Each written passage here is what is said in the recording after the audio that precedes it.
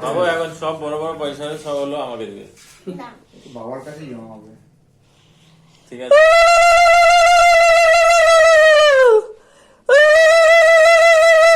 সব বোধে শেষ। থাক থাক।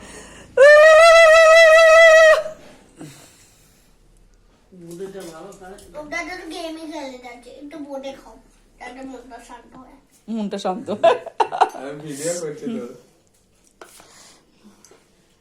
এটা করে পুকাইকে একটু ফোন লাগাও, ওটা কেটে পুকাইকে এবার ফোন লাগাও।